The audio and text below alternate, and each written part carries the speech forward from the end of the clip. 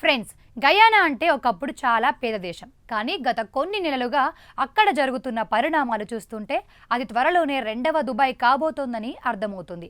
కేవలం చమురు మాత్రమే కాదు, అక్కడ ఉన్న ఎసెక్విబో ప్రాంతంలో టన్నుల కొద్ది బంగారం దొరుకుతోంది.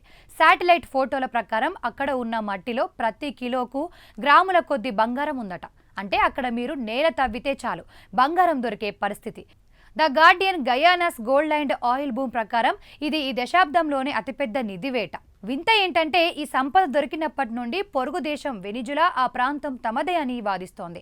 అక్షరాల గయానాలో ఉన్న 2/3 భూమిని తమ దేశంలో కలిపి వేసుకోవాలని వెనిజులా పట్టుబడుతోంది. ఎందుకు? కేవలం అక్కడ ఉన్న ఆ అంతులేని బంగారం కోసమే. ఇప్పుడు అక్కడ పరిస్థితి ఎలా ఉందంటే ఏ నిమిషంలోనైనా యుద్ధం మొదలయ్యేలా ఉంది. అమెరికా, బ్రెజిల్ వంటి దేశాలు కూడా ఈ విషయంలో తలదూరుస్తున్నాయి. బంగారం కోసం ఒక దేశం మరో దేశం మీద దాడికి దిగడం అనేది మనం ఈ 21వ శతాబ్దంలో చూడబోయే అతిపెద్ద మిస్టరీ.